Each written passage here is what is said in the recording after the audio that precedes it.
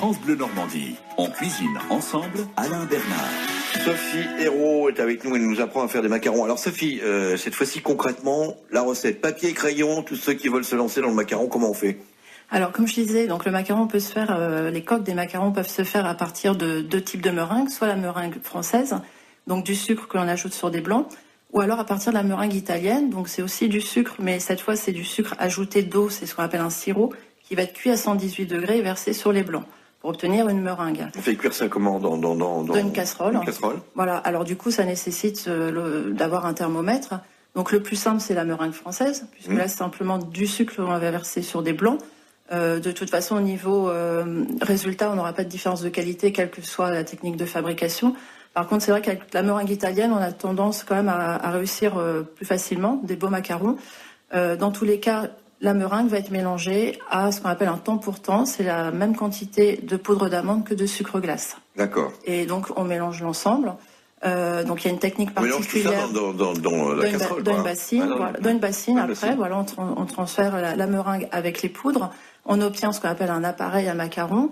Et on va procéder à une technique importante qui est l'étape du macaronnage qu'il ne faut pas rater puisqu'elle va donner la bonne consistance du macaron et lui permettre de ne pas être trop liquide ni trop épais.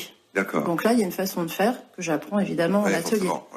Et après, voilà, on met l'appareil en poche, on dresse les petites coques et on enfourne environ un quart d'heure. Alors, le contenu, on met un peu ce qu'on veut ou quoi? Alors, la garniture, donc ça dépend de ce qu'on aime. Moi, j'ai à peu près une dizaine de parfums qui sont des parfums très classiques, chocolat, pistache, framboise, etc. Mais on peut, aller dans des parfums vraiment très originaux. On peut même faire aussi des macarons avec des garnitures salées. Ah oui, on peut faire du macaron salé. On peut, les coques restent sucrées, mais la garniture est salée, donc c'est un mélange sucré-salé. En fait, on met un peu ce qu'on veut à l'intérieur. On met un peu ce qu'on veut, donc pour moi, la garniture est quand même importante, très importante, puisque c'est ça qu'on garde en bouche quand on a mangé le macaron, et qui nous fait dire qu'on aime ou qu'on n'aime pas, que ça ressemble à ce qu'on a pris comme parfum ou pas.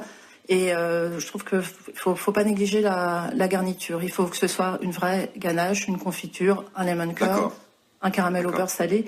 Voilà, il faut. À quoi on reconnaît un bon macaron, un macaron de qualité? Alors, quand on en achète tout fait. Déjà, donc il y a comme beaucoup de pâtisseries, mais encore plus pour le macaron, il faut que le macaron soit esthétique, il faut qu'il soit joli. Donc il faut que la coque soit bien lisse, que la couleur soit jolie. Pour moi, pas forcément trop vive, une couleur qui donne envie de le manger.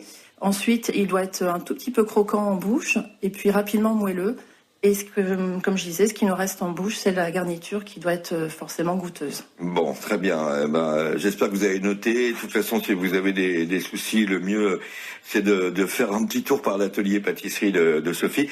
Dernière intervention dans quelques minutes où on va parler de nombreuses autres choses. Alors, on va pas parler de tout, malheureusement, on ne rentrera pas dans les détails, mais de toutes les autres choses que vous proposez dans votre atelier.